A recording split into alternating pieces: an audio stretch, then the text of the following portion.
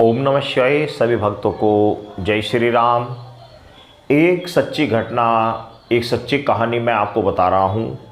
आपको इस कहानी को अवश्य सुनना चाहिए, क्योंकि इनको सुनने से भक्ति में सहायक होती हैं और सच्चे भक्तों के अनुभव भी हमें प्राप्त हो जाते हैं। तो इसलिए इन कथा कहानियों को अवश्य सुनना चाहिए।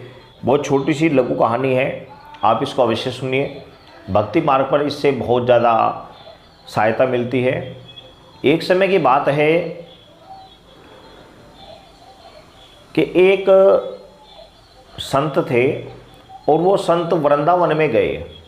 और जब वो संत वृंदावन में गए तो वहाँ जाने के बाद उन्होंने वृंदावन में मंदिरों में गए, भगवान श्री कृष्ण का, राधा जी का, अन्य देवताओं के दर्शन किए, सभी जगह भ्रमण किया और उनको इतना आनंद आया कि उनका मन कहने लगा कि मैं यहीं पर ठहर जाऊं। लेकिन वापस उन्हें अपने आश्रम भी आना था। उनका आश्रम वहाँ से काफ़ी दूर था। अब पूरा दिन जब भ्रमण करने के बाद वो सोचने लगे कि भाई मैं आश्रम में जाऊंगा तो वहाँ पर मेरे जो शिष्य हैं, मेरे जो साधक गण हैं, वो कहेंगे गुरुजी हमारे लिए क्या लेकर आए हो, हमारे गुरुजी हमारे लिए प्रसाद लेकर आए, तो लेकर आए ही होंगे। तो संत जी ने सोचा कि भाई एक काम किया जाए, मैं कुछ मिठाई ले लेता हूँ और उन मिठाई को लेकर भगवान को भोग लगवा देता हूँ और भोग लगाने के बाद जो बचेगी उसका मैं जाकर आश्रम में प्रसाद बांट दूंगा। यह विचार कर उन्होंने कुछ मिठाई के डब्बे वहाँ से पैक करा लिए और वो जो डब्बे में उन्होंने मिठाई ली उसको वो मंदिर में गए, भगवान को भोग लगाया।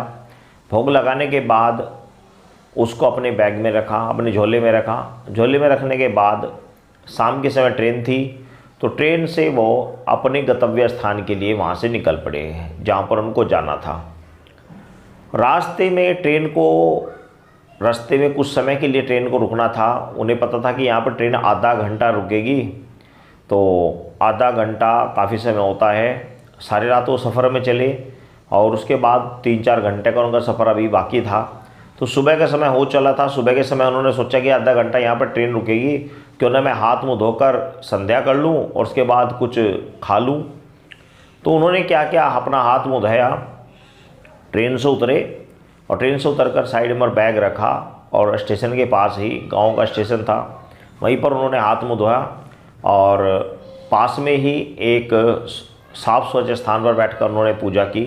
और पूजा करने के बाद अब उन्होंने सोचा कि कुछ खा लिया जाए, तो उन्होंने वह मिठाई का डब्बा खोला और उस मिठाई के डब्बे को जैसे ही उन्होंने खोला तो उस मिठाई के डब्बे में उन्होंने देखा काफ़ी सारी चींटियाँ लगी हुई हैं। काफ़ी सारी चींटियाँ उसके अंदर लग गई।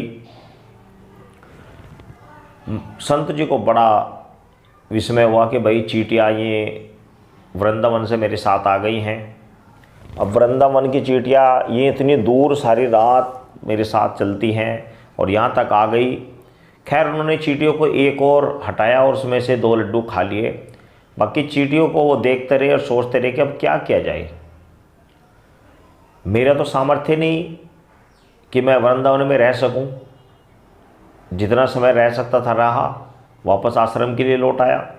लेकिन ये जो चींटियाँ वृंदावन में रह रही थी, मेरे कारण से आज ये वृंदावन से विमुख हो रही हैं। आज ये वृंदावन से मेरे कारण उस स्थान से दूर जा रही हैं। वहाँ की मिट्टी में ये रमी हुई थी, वहाँ के रज में ये रमी हुई थी और ऐसी रज तो सौभाग्यशाली व्यक्तियों को मिलती है।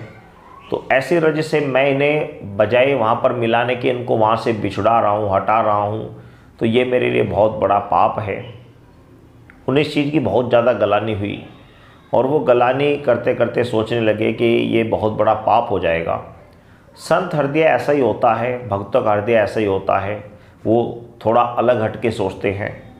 तो बड़ा दुख हुआ। उन्होंने क्या किया, 1-2 चींटी जो नीचे गिरी थी उसको भी उठाया, उस डब्बे में डाला, डब्बे को बंद करा और वहाँ से दूसरी ट्रेन पकड़कर वापस वो वृंदावन के लिए निकल पड़े। अगले दिन फिर वो उसी प्रकार शाम के समय वृंदावन में पहुँचे। शाम होने से पहले ही जब वो वृंदावन में पहुँचे तो उस मिठाई वाले के पास पहुँचे और मिठाई वाले के पास वह डब्बा रखा और उस डब्बे को खोल दिया, नीचे ज़मीन पर रखकर खोल दिया।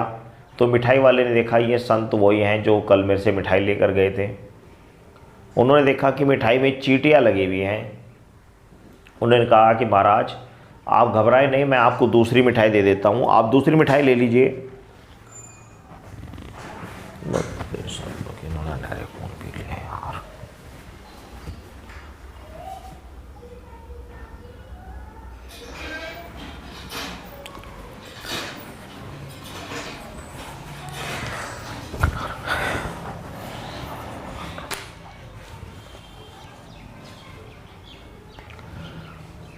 आप घबराए नहीं, मैं आपको दूसरी मिठाई दे देता हूँ, आप दूसरी मिठाई ले लीजिए।